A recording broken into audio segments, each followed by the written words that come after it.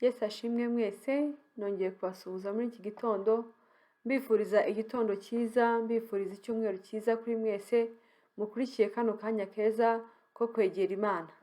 Imana ibahe umugisha mwebwe mwese mwahisemo gufungura yaba ari telefone cyangwa se mukoresha televiziyo cyangwa laptop kugira ngo murebe amateraniro. Imana ibahe umugisha kandi mugubwe neza.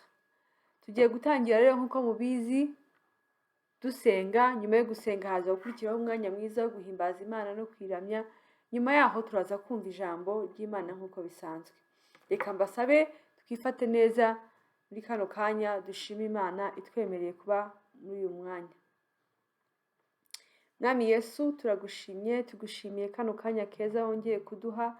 Tugushimiye Mwami iki cyumweru kidasanzwe cyo tugiye kumviramo ijambo ryawe. Turagusabye Mana nziza kugira ngo ubane natwe, Mwuka wabera abe hagati muri twe kugira ngo dusobanurire neza iby'ijambo ryawe. Ubaye natwe mu kuramya no guhimbaza, ubaye natwe Mwami muri buri kimwe cyose turi bugire muri iri teraniro. Byose tubisige twizeye mu izina rya Yesu Kristo, amina. Tugeze rero muri ka kanya kacu keza ko kuramya Imana no kuyihimbaza. Basabe abicaye duhaguruke duramye Imana tuyihimbaze mu mbaraga.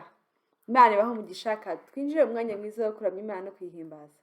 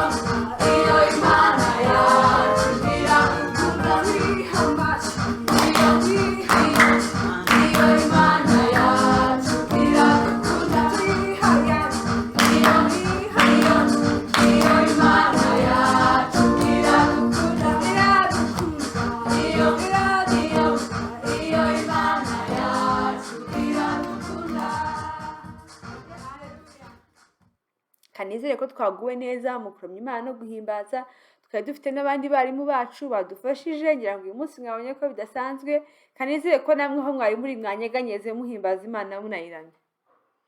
Reka mbasabe noneho nimba mugihagaze mwicare, hanyuma tugere mu kanya kandi keza ko kumva ijambo ry'Imana, twumve icyo Imana yaduteguriye uyu munsi kugira ngo twumve. Kanizere ko mwese muguwe neza, muteze amatwi kugira ngo twumve. Kuko mubizi tumaze iminsi twiga ku nyigisho z'aho Yesu hari ibyo yadusabye gukora. Ni ibiki? Iyo niyo big picture yacu tumaze iminsi twiga. Big picture yacu nk'uko tubizi itubwira kugenda tubwiriza abandi bantu ubutumwa bwiza bw'ijambo ry'Imana, abatabuzi kugira ngo nabo babamenye. Iyo niyo misiyo Yesu yadusigiye, cyangwa se niyo devoir cyangwa niwo mukoro Yesu yadusigiye, kugira ngo tugende dukomeze tubwira abandi bantu iby'ubutumwa bwiza bwa Yesu Kristo, tubabwira uburyo Imana ibakunda, tubasaba abatari bemera Yesu Kristo nk'umwami wabo n'umucunguzi wabo kugira ngo bamwemere, kugira ngo igihe Yesu azagaruka be kuzasigara ahubwo bazajyane nawe. Uyu munsi rero tugiye kurebera hamwe indi nyigisho, indi nkuru ivuga nanone kuri iyo nyigisho yacu, ariko noneho n'indi nkuru itandukanye niyo mwumvise icyumweru gishize. Ubushize aho mperuka hano twabonye kuri Petero, tubona uburyo bamufunze, ariko abera bakamusengera bamufunga, bamuziza yuko yigishaga ubutumwa bwiza kandi muri icyo gihe bitari byemewe. Ngo hanyuma baza kumufunga, ariko Yesu Imana yohereza marayika wayo, araza aramukingurira, aragenda arasohoka ava mu nzu y'imbohe, ajya gusanga abandi bera aho bari bateraniye barimo bamusengera. Uyu munsi rero tugiye kumva undi mugabo witwa Pawulo. Twumve Pawulo. Pawulo nawe yari umukozi w'Imana, twumve ibyo yakoze. Yesu Kristo amaze kugenda nk'uko twabibonye mu byumweru bishize, yaravuze ngo birakwiye ko ngenda, kuko ntagenda ntabwo muzabona umufasha, ariko ningenda nzaboherereza umufasha ari we Mwuka Wera aze abafashe. Ibyo Yesu yagiye abwira intumwa ze, noneho Mwuka Wera azaza bibafashe kubishyira mu bikorwa. Igihe rero cyageze Yesu baramubamba nk'uko tubizi, hanyuma aza gupfa, baramushyingura. Nyuma yo kumushyingura arazuka, ngo amaze kuzuka ngo aza kongera kubabonekera, hanyuma nyuma yaho arongera asubira mu ijuru nk'uko yari yasize abibasezeranyije. Noneho Mwuka Wera araza azira abantu, aza kutubera umufasha, abera umufasha intumwa za Yesu Kristo, n'uyu munsi natwe ni umufasha wacu. Rero Pawulo yari umukozi w'Imana, nawe yari afite Mwuka Wera nk'umufasha we. Hanyuma ngo Pawulo yakoze umurimo munini cyane, yakomeje kugenda abwiriza abantu ubutumwa bwa Yesu Kristo, agenda ahantu henshi hatandukanye avuga ubutumwa bwiza bwa Yesu. Ngo ariko Pawulo nubwo yagendaga, hari abandi bantu yagendaga ajyana nabo bakamufasha kubwiriza ubutumwa bwiza, agenda bamwe batoza bereka uko bigenda n'abandi bamufasha. Muri abo bantu babiri rero, muri abo bantu benshi batandukanye, harimo abantu babiri turi buze kubona mu nkuru y'uyu munsi. Ngo Pawulo igihe cyarageze aribwira ati, muri iki gihe nubwo bikwiriye ko twigisha ijambo ry'Imana, ariko ni mu bihe bigoye, ni mu bihe bikomeye, abantu barimo baratotezwa kubera kubwiriza abantu ijambo ry'Imana. Bamwe ntibashaka kubyumva, abandi ntabwo bashaka ko abandi babyumva kuko batabikunze. Ngo hanyuma arandika, ngo yandika urwandiko. Urwandiko ni muruzi se? Leta. Kuko umuntu yakwandikira umuntu agashyira muri envelope, agashyira nko mu iposita, cyangwa agatuma undi muntu akarujyana. Pawulo rero ngo yaricaye yandika urwandiko. Muri icyo gihe sinzi uko babigenzaga. Ubu ngubu mu minsi ya kera bakoreshaga iposita. Umuntu akandika urwandiko akarukira mu iposita, rukagenda niyo rwari rugiye hanze mu yandi mahanga, muri Amerika na Australia n'ahandi, bakanyuza mu iposita. Ariko ubu ngubu iterambere ryaraje, ntabwo bigombera kwandika ku rupapuro na bike. Ushobora gukoresha SMS muri telefone ukandikira umuntu uri muri Amerika, cyangwa se ushobora gukoresha WhatsApp ukamwandikira, cyangwa se ushobora gukoresha email ukamwandikira, n'ubundi buryo bwinshi ntavuze umwe ntanazi. Ariko cyangwa se ukaba wanakoresha no kumuhamagara kuri telefone mukavugana. Iyo byose ni uburyo bwo kugira ngo ucommunicatinge n'umuntu. Ariko muri icyo gihe cya kera nta telefone zabagaho, nta internet yabagaho ngo ukoreshe email. nta WhatsApp, nta Instagram, ibyo byose ntabwo byari bihari. Bakoreshaga kwandika, ariko no muri uko kwandika nta nubwo bagiraga iposita. Ni ukurwandika, sinzi uburyo rwageraga ku muntu, nimba baroherezaga nk'umuntu akazarushyira undi. Byatwaraga igihe kugira ngo umuntu wandikiye ubutumwa buzamugereho, ariko kuko nibwo buryo bwonyine bwari buhari bwashoboka kugira ngo habeho communication.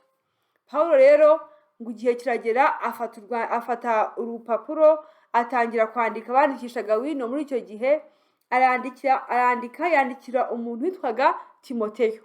Timoteyo nawe yari umukozi w'Imana, afite itorero ahagarariye. Hanyuma ngo Timoteyo yari inshuti cyane ya Pawulo, ngo baragendanye muri uko kubwiriza ijambo ry'Imana, baragendanye ngo Timoteyo hari ibyo yafashije Pawulo. Yari inshuti ye cyane, ngo aramwandikira urwandiko. nk'uko tubizi, iyo umuntu yandikira umuntu atangira agira gute, amusuhuza. Habaho kubanza gusuhuza umuntu, noneho ukamubwira icyo washakaga kumubwira, noneho nyuma ukaza kugira gute, gutanga ibyo bita conclusion cyangwa conclusion, niho isoza lettre, hanyuma ukamusezeraho. Ngo hanyuma Pawulo nawe yandikira Timoteyo, aramusuhuza. Amaze kumusuhuza, noneho amubwira icyatumye amwandikira. Ibyo bintu byanditse mu rwandiko, byanditse muri Bibiliya, muraza gusoma muri Timoteyo wa mbere. Ni inkuru ndende ko yagiye bandikira ibintu byinshi cyane, ntabwo twabisoma kano kanya, ariko niho byanditse washaka yabisoma. Ngo hanyuma ngo aramwandikira, amaze kumusuhuza amubwira noneho icyatumye amwandikira. Aramubwira ati, ndabizi muri ibi bihe ni ibihe bigoye, ariko ndagusaba kugira ngo icya mbere uzabeho ukunda abantu, icya kabiri uzabeho wereka abantu babera urugero rwiza ku bya Kristo, kandi nubwo ngusaba kuba urugero, ndabizi yuko uri mutoya. Timoteyo ngo ntabwo yari akuze cyane, kandi mu bantu yari ayoboye harimo abana, harimo abasore, harimo abasaza n'abakecuru.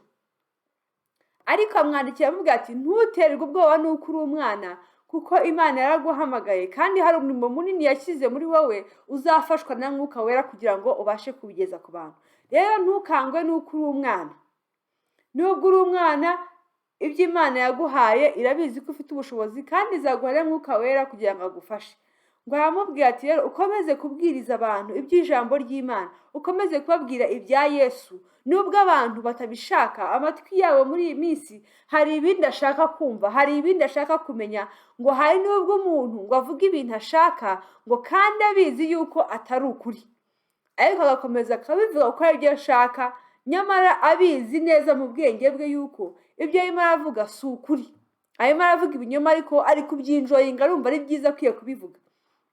Aramubwira ati, rero ukomeze kubwiriza abantu, ukomeze kubabwira ibya Kristo, ukomeze kubabwira iby'ingeso nziza, ukomeze kubabwira ibyo kuvugisha ukuri, ukomeze kubabwira ibyo kwirinda, ukomeze kubabwira ibyo kwizera Yesu Kristo. Ngo hanyuma arangije anandikira n'undi witwa Tito.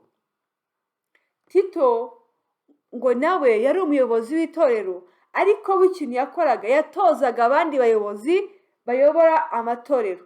Yari nk'umuntu utoza abapasiteri muri iki gihe cy'uyu munsi, akabatoza, akabigisha uburyo bakwiye kwigisha abakristo, uburyo bakwiye kwigisha abantu iby'ijambo ry'Imana, uburyo bakwiye kubigisha ibyo kwirinda, uburyo bakwiye kubigisha ibyo kwizera, iby'urukundo, iby'imbabazi, ibintu byose bitandukanye byo mu ijambo ry'Imana.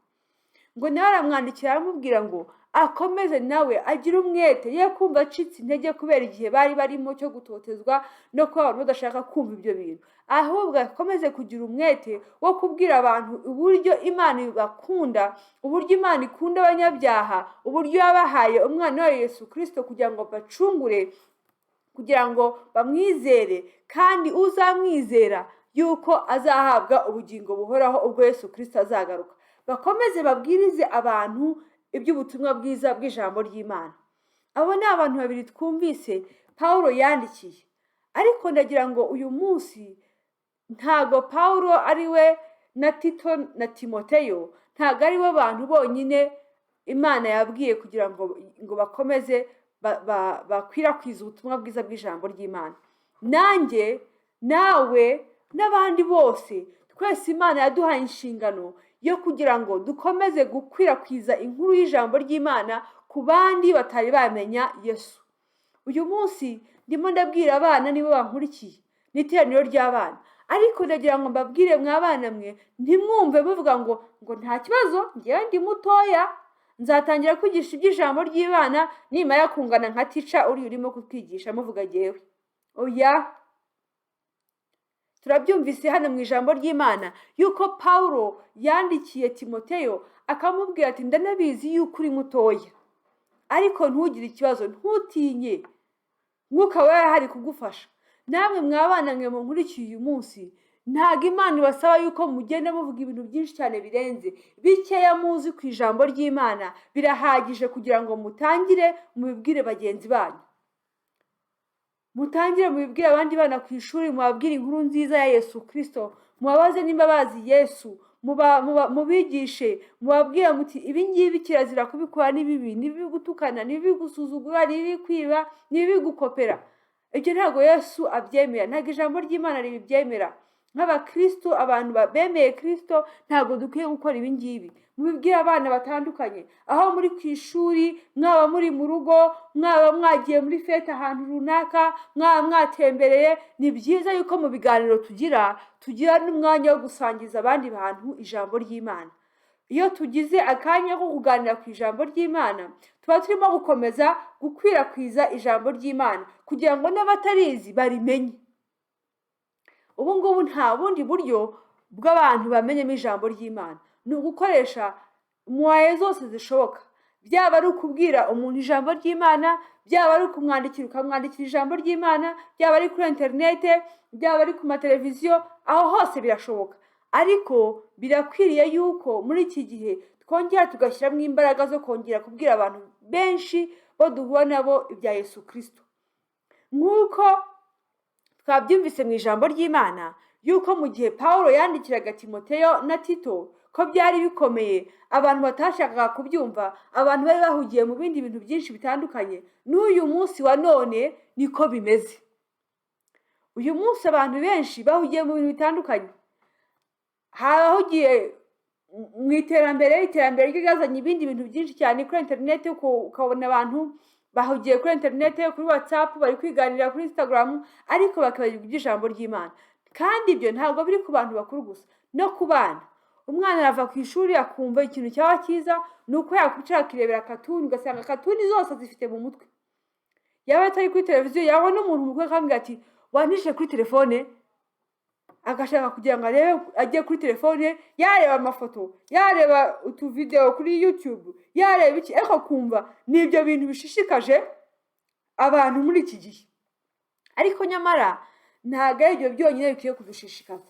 Icyambere cy'ibanze gikwiye kudushishikaza ni ugusoma ijambo ry'Imana, Bibiliya, kuko nirimo ijambo ry'Imana, kuko niyo misiyo Yesu yaduhaye.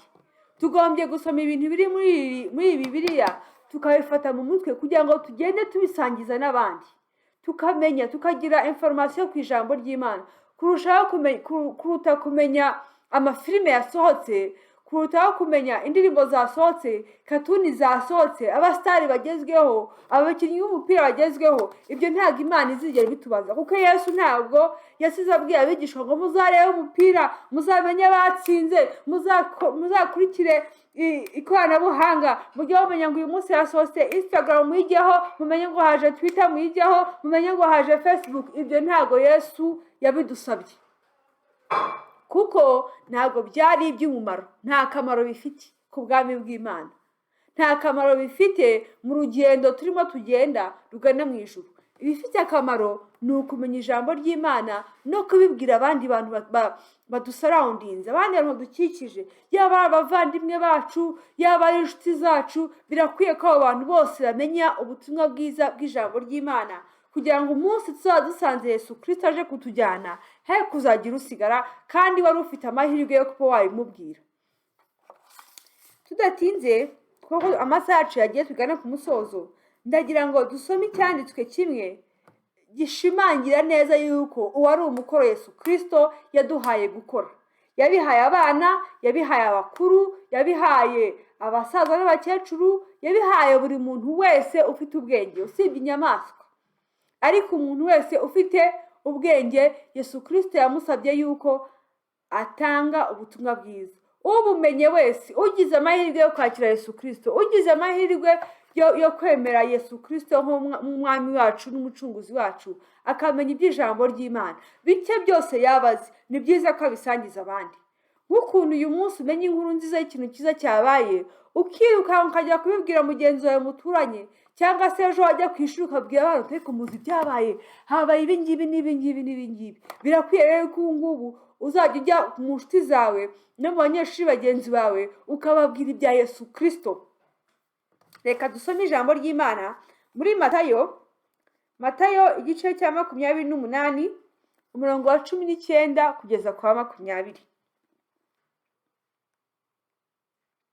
Ahangaha haravuga icyo Yesu yatumye abigishwa be abatuma mu mahanga yose. Ntabwo ari abigishwa be gusa yabwiraga, natwe ubu ngubu turabigishwa ba Yesu aho twamariye kumumenya. Ngo nuko mugende muhindure abantu mu mahanga yose abigishwa. Urabyumva? Ibyo ni ibikwemeza ko nawe uri umwigishwa. Abantu bose babahindurire kuba abigishwa. Kuba abigishwa si ukuvuga ikindi, ni abizeye Yesu bakamubona nk'umwigisha wabo. Abumviye Yesu, abagera ikirenge mu cya Kristo, nibo bigishwa. Ngo nuko mugende muhindure abantu bo mu mahanga yose abigishwa, mubabatiza mu izina rya Data wa twese n'Umwana n'Umwuka wera, mubigisha kwitondera ibyo nababwiye byose, kandi dore ndi kumwe namwe iminsi yose kugeza ku mpera y'isi. Ibyo ni byo Yesu yabwiye abigishwa be, natwe kandi uyu munsi ngo atubwira. Reka nongere bibasomeye rimwe kugira ngo mwongere mu byumve. Matayo igice cya 28 kuva ku murongo wa 19 kugeza kwa 20. Ngo nuko mugende muhindure abantu bo mu mahanga yose abigishwa, mubabatiza mu izina rya Data wa twese n'Umwana n'Umwuka wera, mubigisha kwitondera ibyo nababwiye byose, kandi dore ndi kumwe namwe iminsi yose kugeza ku mpera y'isi. Yesu Kristo n'uyu munsi ubundi kubabwira uba ari kumwe nanjye kandi ari kumwe nawe kuko abera hose icyarimwe. Ndagira ngo nk'abana mbasabe mufate icyemezo cyo kujya mu byo muganira na bagenzi banyu, kujya muvuga no ku bya Yesu, mujye muvuga ku by'ijambo ry'Imana. Nabyo ni byiza kubiganiraho, bifite umumaro kuruta byose. Ndagira ngo mbabaze rero mbere yuko dusoza, ese ni bande babashije kumva ibyo nigishije? Twigishije ku bantu bangahe? Twigishije ku bantu benshi. Harimo ngewe, harimo wowe, harimo Yesu, harimo Paulo, harimo Timoteyo na Tito n'abandi bantu n'abigishwa bose twabavuzeho. Ariko Paulo yandikiye bande? Ni bande Paulo yandikiye? Ese Paulo yandikiye ngewe cyangwa yandikiye wowe? Paulo yandikiye abagabo babiri, umwe witwaga Timoteyo n'undi witwaga Tito. Abo nibo bantu babiri Paulo yandikiye. Ese yabandikiye ababwira iki? Paulo yabandikiye abakomeza, abasaba gukomeza kwigisha abantu iby'ijambo ry'Imana, kimwe nk'uko namwe uyu munsi basaba kugira ngo mukomeze kubwira bagenzi banyu n'abandi bantu muhura nabo bose Imana ibaha amahirwe yo guhura nabo, kubigisha iby'ijambo ry'Imana muzi. Rero ndagira ngo mbasabe iki cyumweru kizabera icyumweru cyiza, kizabera icyumweru cyo gusangiza bagenzi banyu ibya Yesu Kristo mwumvise kandi muzi munemera. Uwemera Yesu Kristo wese afite ikintu yasangiza abandi bantu ababwira ku bya Yesu. Ni ibintu byinshi cyane, harimo kubabwira uburyo Yesu yabakunze akabitangira ku musaraba kugira ngo be kurimbuka, harimo kubabwira uburyo Yesu yatubabariye, harimo kubabwira uburyo Yesu dusanzwe kubarira bagenzi bacu, harimo ibintu byinshi bitandukanye. Ibyo uzi byose wabisangisha bagenzi bawe kandi bikababera iby'umumaro, bikabafasha. Ndagira ngo mbasabe dusenge dusoza, Imana ibahe umugisha mushyira ibyo tuvuze mu ngiro. mubikora. Kadusenge.